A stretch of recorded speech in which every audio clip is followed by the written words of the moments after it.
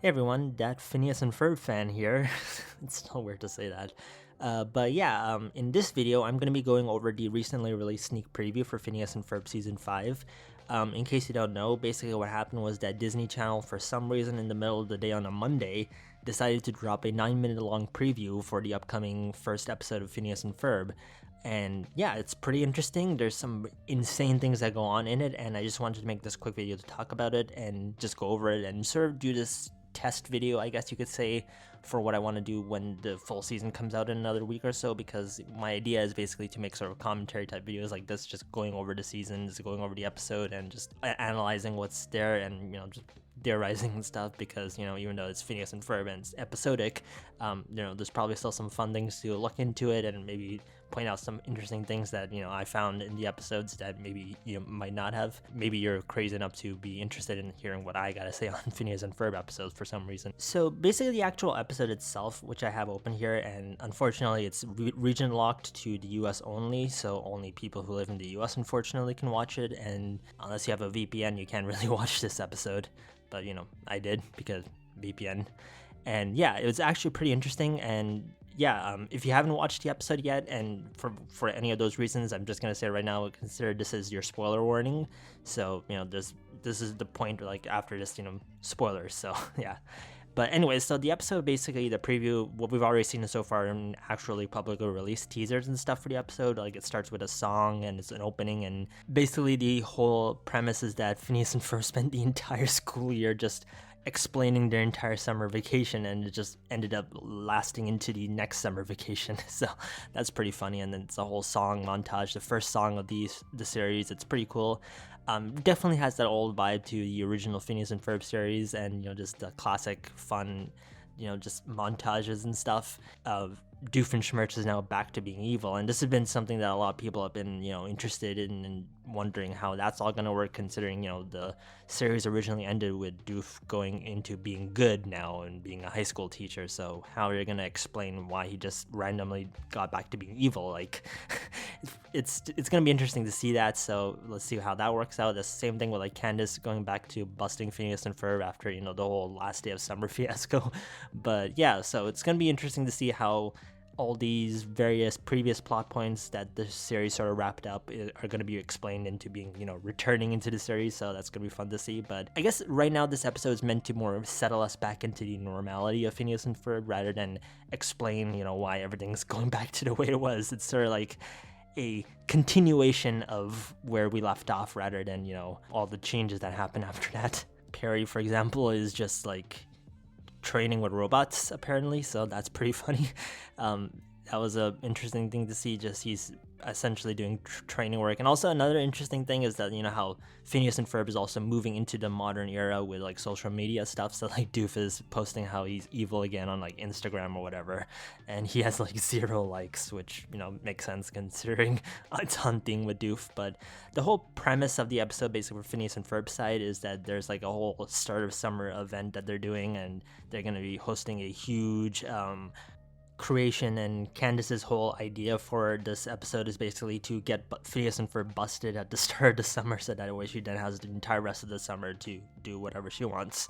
One really wholesome thing that we finally learned is that in the trailer, when that trailer came out a couple of months earlier, we see that whole image in the background of the entire family and just the various family photos that they have taken. And basically what we learned is that they take a photo at the start of every single summer. So what we see is basically every single summer that Phineas and Ferb and Candace have grown up over the years. So that's pretty adorable. Linda has been wanting to do that again, and she's been busy with all the whole summer party events, so she hasn't had the time to do that. So that's pretty wholesome, and just learning what she's wanting to do, considering like she really wants to take the photos, because like every parent, she's sad that Phineas and Ferb, everyone's they're growing up so fast. Kind of funny in that sense. It's sort of like a nod to how we've all grown up over the years. Many of us were probably kids when Phineas and Ferb first came out, and now we're all like adults and whatnot.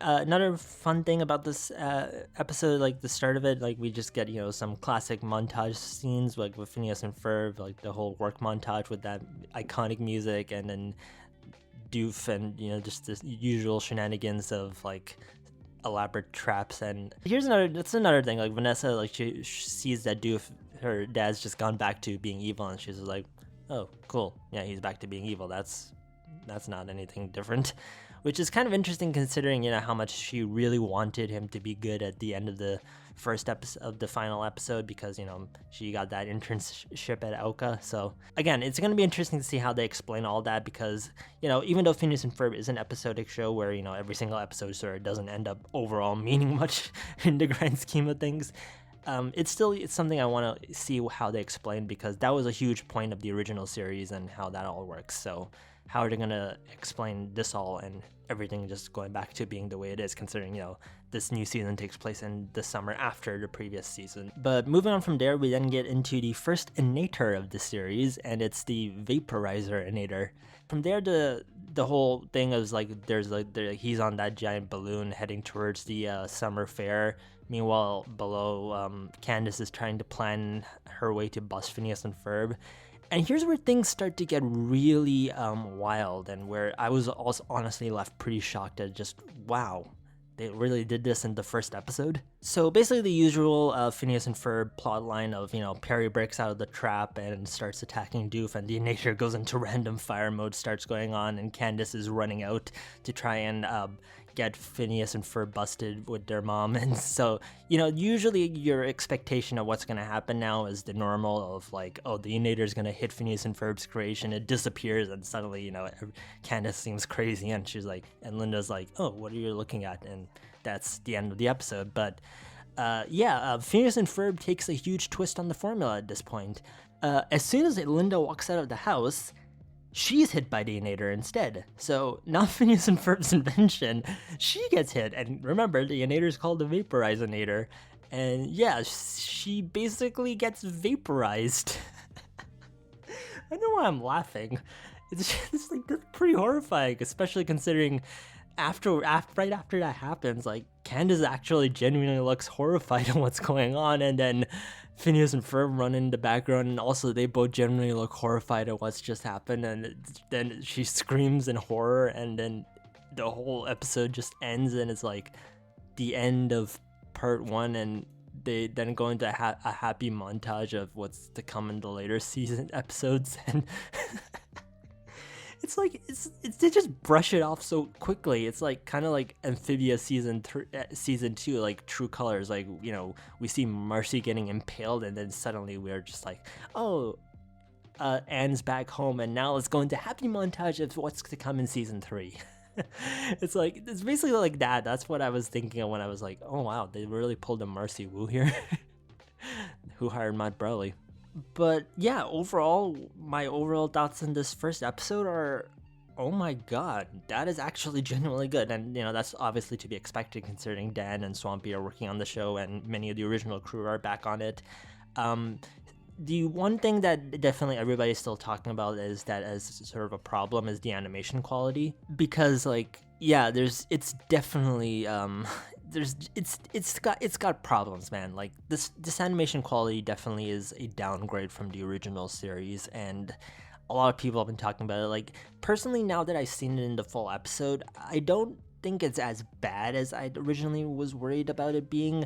I mean, it's definitely not up to par with the original series, but it's passable, I'll say, though. Let's just put it that way. It's I wouldn't be entirely disappointed in watching the whole series. The writing still holds up comparably so well for the show overall that you kind of just sort of forget about the animation issues, but when you really pay attention to it, you can see that this show definitely suffers from some budget cuts, I think, which is kind of shocking considering, this is Disney's biggest cartoon, their behemoth of a show. This was their mainstream success series, so you would think that they would put a bit more money into the animation quality for this new season, but no, they didn't.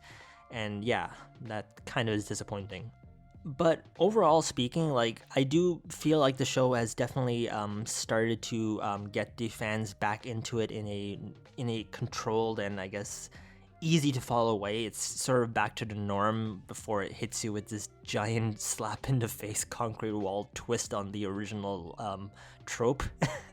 It's Linda just gets vaporized, and I don't think this is going to be like some long form plot point for the entire season. This is just going to be a one-off episode premiere thing that they're going to scare us with, and then that's going to be it. But if it ends up being like a long-term deal that they have to deal with for the entire series, that would be insane. But I don't think they're going to go the Amphibious season 3 route where they just, Linda disappears and then they just forget about it for a couple of episodes and remember that. If you know, you know. I think that they're gonna explain how they do this all in the second part of the episode. So this is more just a shock factor to get us even more engaged into the premiere and just see what make us want to tune in onto what the show will be like and see how this whole plot point gets resolved. I think there's still a lot more that we need to see in order to better explain and understand what's going on with this series, but I definitely do have high hopes now. I always had high hopes for the revival, but I even now more so am more excited to see what they do and how they're going to explain all this stuff. The animation quality obviously is going to be a bit of a thing to get used to, but I think most Phineas and Ferb fans will probably be able to adjust to it. And the unfortunate thing is that most mainstream viewers probably don't even give a fuck about this stuff. So whether they care, but considering people like us maybe are more engaged and aware of this type of stuff, we notice it more so, especially older Phineas and Ferb fans who maybe grew up with the show and know a bit more about the whole animation process for the series probably are a bit bummed about that. But I think the overall series is going to make up for that, and I do have faith that the show will overall be successful, and I think season 5 is definitely going to be a pretty fun season to watch. How it's going to play out still to be seen, but I think we're in for a pretty fun summer. And yeah, I guess that's pretty much all I got to say right now. Again, this is sort of a spontaneous video. I wasn't even planning to record this. I was just out today, running some errands, and I get a notification on Twitter, and it's like people are like, Phineas and Ferb episode just got posted, and people are going crazy about it. And it's like, why do they always drop these things whenever I'm out? But yeah, I just wanted to make a quick video about this and talk about it because yeah, Phineas and Ferb means a lot to me, and this is definitely something I'm excited for. So stay tuned for that. It's gonna be fun. Thanks for watching, and yeah, bye. And there's a car zooming by outside. Never peace and quiet in this city.